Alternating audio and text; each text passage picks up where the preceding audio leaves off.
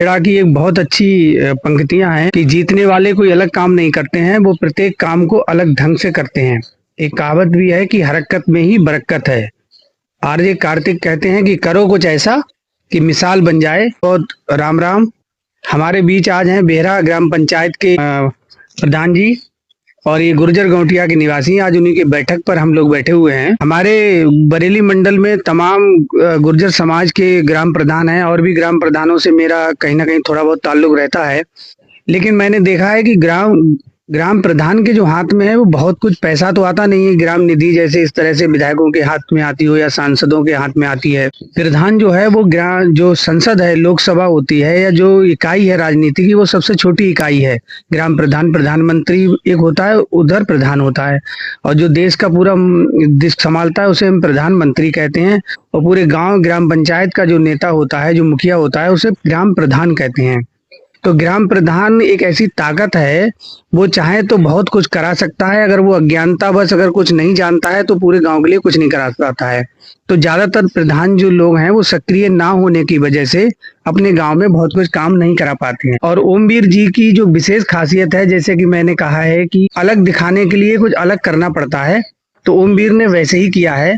आपके जो संबंध हैं यहाँ पर, फरीदपुर के जो विधायक जी हैं उनसे भी हैं, यहाँ के जो सांसद हैं उनसे भी विशेष संबंध है, ब्लॉक प्रमुख से भी बहुत अच्छे संबंध हैं, जिला पंचायत अध्यक्ष से भी बहुत संबंध है। तो ग्राम प्रधान का यही काम है कि वो सभी से अगर संबंध अच्छा बना के रखता है तभी वो बहुत अच्छा काम कर सकता है।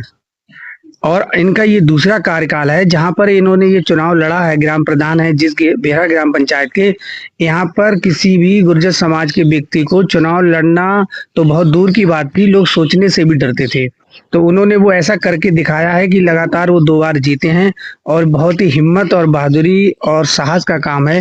इनकी बागुपटता, इनका व्यवहार और इनका जो सक्रियता है समाज के प्रति, राजनीति के प्रति, वही इनको आगे लेकर जाती है। और इन्होंने अपने ग्राम प्रधान जो ग्राम पंचायत के दौरान अपने ग्राम पूरे कार्यकाल में जितना काम कराया है, मुझे लगता है पूरे गुर्जर समाज में तो कम से कम ऐसे 1 या 2 ही लोग हैं जिन्होंने सबसे ज्यादा अपनी ग्राम पंचायत में काम कराया है। इनसे हम जानते भी हैं इन्होंने क्या विशेष किया है अपनी ग्राम पंचायत के लिए। आपका बहुत बहुत धन्यवाद। धन्यवाद भाटी जी। आप का ये कार्यकाल शायद दूसरा कार्यकाल है। दूसरा कार्यकाल है। तो आपको ग्राम प्रधान के चुनाव में सबसे पहले तो हमें ये बताएं क्या क्या चुनौतियां आई और कैसे आपने सोचा कि हम ग्राम प्रधान बनना चाहेंगे इस बेहरा ग्राम पंचायत के। हमारी ग्राम पंचायत में 4 गांव हैं जी। बेहरा एक गांव है जिसमें लगभग 1250-1300 वोट मुस्लिम हैं, और दूसरा गांव धीरपुर है जिसमें यादव हैं 1200-1250 वोट, और एक रामनगर है, ब्राह्मण लोग हैं 200 वोट हैं, और चौथा गांव हमारा गुर्जर गौटिया है जिसमें 1000 वोट हैं। क्योंकि हमारा गांव 2 भागों में बटा हुआ है, 200 वोट हमारे गांव के नवदिया कल्याणपुर ग्राम पंचायत में लगते हैं। हमारे गांव में कभी भी इससे पूर्व कोई भी गुर्जर प्रधान नहीं बना था। लगातार बहुत बार प्रयास हुआ था, परंतु हमेशा हमारे गांव के जौहरी सिंह थे, कई चुनाव लड़े थे, गांव ने बड़े दिलचस्पी से चुनाव लड़ाया था, और किसी कारणवश एक भी चुनाव नहीं जीत पाए थे। तो हमने भी एक चुनाव लड़ने का सोचा था कि एक बार गांव में प्रधानी आ जाए। 2015 में चुनाव लड़े थे, गांव का समर्थन रहा पूर्ण तरीके से, और हम चुनाव जीत गए थे, और बढ़िया मतों से जीते थे हम। उसके बाद 2021 में फिर से दोबारा गांव ने फिर समर्थन किया, और फिर बहुत अच्छी तरीके से फिर से चुनाव 2 बार जीत गए। और काम की बात जो आपने कहा था विकास, तो यहाँ पर हमारी ग्राम पंचायत में हमारे गुर्जर गौटिया में सारी बिल्डिंगें काफी संख्या में बनी हुई हैं। एक अंतोष्टि स्थल बना हुआ है, यहाँ के पूर्व सांसद श्रीमान धर्मेंद्र कश्यप जी के द्वारा शमशान भूमि मिली थी, और हमारे आदरणीय विधायक प्रोफेसर श्याम बिहारी लाल जी के द्वारा यहाँ गौशाला का निर्माण कराया गया है, और यहाँ पर ग्राम सचिवालय भी है, और खाद्यान्न की दुकान है जो कि अपने यहाँ बोलते हैं कोटे की दुकान, वो भी सरकारी बिल्डिंग बनी हुई है। और यहाँ पर आपने देखिए एक नई बिल्डिंग बन रही है, कूड़ेदान वाली नई बिल्डिंग बन रही है, और सामुदायिक जो शौचालय होता वो भी यहीं पर बना हुआ है। लगभग जितने चाहे विधायक हो चाहे सांसद हो, सभी के द्वारा यहाँ पर कुछ ना कुछ कार्य कराया गया है। बिलासपुर में सोनम ग्वाल जी हमारे यहाँ, उनके द्वारा भी इस गांव में गली पड़ी हुई है और ये मेन वाला खड़ंजा उनके द्वारा भी 400 मीटर 450 मीटर भी डलवाया गया है। सांसद जी ने भी काम कराए, पूर्व सांसद जी ने और विधायक जी के भी द्वारा। और बाकी काम जो ग्राम पंचायत के स्तर से होते हैं, बाकी पूरे काम घर घर हमने गांव में घर घर तक नाली और खड़ंजा और सड़क डालने का काम किया। जितना अपने तरफ से प्रयास हो सका है वो भरसक प्रयास हमने, चाहे किसी भी योजना से पैसा लाने का काम किया है परंतु वो काम हमने हर तरीके से काम करने का प्रयास किया है। तो एक जैसे ग्राम में हर मतलब सबसे ज्यादा मुझे लगता है शहर से भी ज्यादा काफी योजनाएं सरकार की रहती हैं ग्रामीण स्तर को ऊंचा करने के लिए। ग्राम के जो लोग हैं गरीबों को कुछ ना कोई योजनाएं आती रहती हैं, तो आपको कैसे पता चलता है सारी योजनाओं के बारे में? देखिए, मैं पेशे से अधिवक्ता हूँ और पूरे दिन ब्लॉक में आना जाना हमारा लगा रहता है, क्योंकि जो व्यक्ति सक्रिय नहीं रहेगा वो समझ लो काम पाएगा, क्योंकि सक्रियता बहुत जरूरी है। और इसी आधार पे जब हम आना जाना हमारा नित्यदिन प्रतिदिन रहता है तो जानकारी मिलती रहती है कि कौन सी योजना आई है और कौन सी योजना से क्या लाभ हमें मिल सकता है। उस योजना से हमने पूरा लाभ लेने का काम किया है और वो लाभ घर घर तक, गांव के गली गली तक पहुंचाने का हमने काम किया। कुछ ऐसा काम बताइए जो ग्राम प्रधानों को थोड़ा सा असंभव लगता है, लेकिन आपने अपने ग्राम पंचायत में करवाया है और लोग उससे ज्यादा खुश हैं। हमने तो लगभग ऐसे सभी काम कराए हैं जो अलग हटके ही हैं। गौशाला कोई प्रधान बनवाना नहीं चाहता है, क्योंकि गौशाला में बनवाने में कहीं ना कहीं दिक्कतें भी हैं और गायों को खिलाने में, संचालित करने में कहीं ना कहीं समस्या का सामना करना पड़ता है। और हमारे पूरे पास से किसी प्रधान ने गौशाला नहीं खोली है। मैंने वो काम अपने आप करने का प्रयास किया है।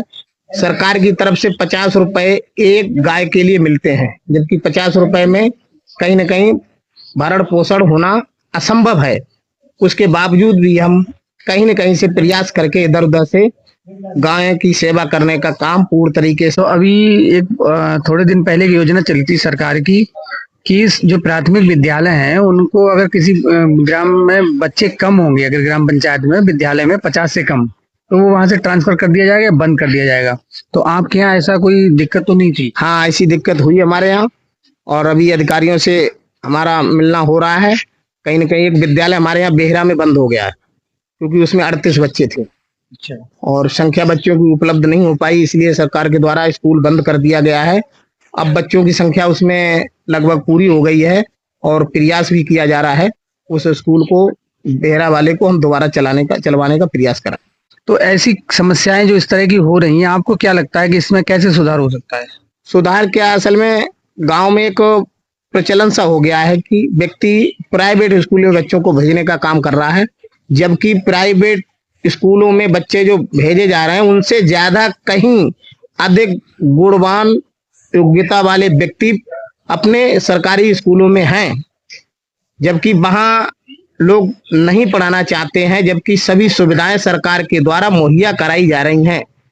भोजन से लेकर, किताबों से लेकर, ड्रेस से लेकर, जूते से लेकर सभी सुविधाएं सरकार के द्वारा मुहैया कराई जा रही है। उसके बावजूद भी गांव में लोग स्कूल की तरफ बच्चों को कम भेजकर प्राइवेट में भेजने का काम कर रहे हैं।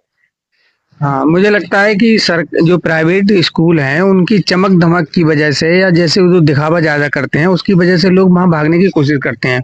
आपकी बात बिल्कुल सही है, बहुत ही योग्य टीचर वहां पर रखे जाते हैं और अच्छी व्यवस्थाएं होती हैं, फिर भी लोग नहीं रखना चाहते हैं। जबकि प्राइवेट जो विद्यालय हैं उनमें बहुत ज्यादा शिक्षा का व्यवसायीकरण भी हुआ है और लोग तमाम तरह की ठगी के शिकार भी होते हैं। उसमें कमीशन खोरी बहुत ज्यादा है, किताबों में भी होता है कमीशन, फीस और उस तरह की बहुत ज्यादा दिक्कतें होती हैं, उसके बाद भी नहीं पढ़ाना चाहिए। इसके लिए मुझे लगता है कि सरकार को थोड़ा सा प्राइवेट शिक्षा पर कुछ ना कुछ रेगुलेशन बनाना ज्यादा जरूरी है। आपको कुछ ऐसा लगता है? सरकार को प्राइवेट जो संस्थाएं चल रहे हैं इन पे कहीं न कहीं अंकुश लगाने का काम करना चाहिए और बिना मान्यता के प्राइवेट संस्थाएं चल रही हैं उन पर रोक लगना चाहिए।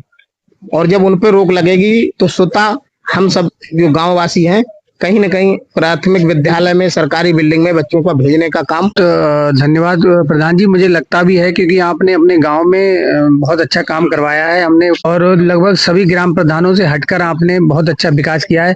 अभी अंतम कुछ ऐसा भी लगता है कि आपको अभी 1 साल करीब शायद चुनाव को रह गए हैं ग्राम पंचायत के, तो कुछ ऐसा काम जो आपको लगता है कि हम अपने इस कार्यकाल में पूरा करना चाहते हैं, क्या छूट रहा है आपका?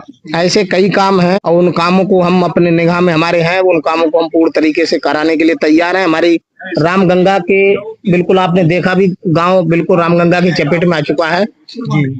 पिछले से पिछली साल उसमें बांध बंधा था, बांध की वजह से गांव का कटान बचा है। बांध कम बंधा हुआ है, कम लंबाई में, तो वो बांध इस बार उसको और ज्यादा करा, उसको लगभग 400 मीटर अभी जल्दी में स्वीकृति लगभग मिल चुकी है और 400 मीटर का बांध और बंधवाने का काम हम अपनी तरफ से कराने का पूरा प्रयास कर रहे हैं, ताकि गांव सुरक्षित हो। सरकारी बिल्डिंगें हमारी गौशाला से लेकर और संतोषी स्थल तक सभी बिल्डिंगें हमारी सुरक्षित हो जाएंगी। ये हमारी सबसे प्रथम योजना है जिसको हम कराने के लिए तत्पर लगे हुए हैं। बाकी काम जो ग्राम पंचायत के हैं उनको हम जो छूटे हुए हैं उनको कराने के लिए पूर्ण तैयार हैं। बहुत बहुत धन्यवाद। अभी आप सुन रहे थे बेहरा ग्राम पंचायत के प्रधान जी श्री ओमवीर गुर्जर जी को, और वाकई में इन्होंने जो अन्य प्रधानों से हट करके बहुत अच्छे काम किए हैं, और मुझे लगता है बरेली मंडल के या पूरे देश के जो भी प्रधान लोग हैं उनको कुछ ना कुछ इनसे सीखने की आवश्यकता है। वो अपने सभी ग्राम जो भी जनप्रतिनिधि होते हैं उनसे संपर्क करके ही अपने ग्राम सभा में ज्यादा से ज्यादा काम करा सकते हैं। जय हिंद, जय भारत।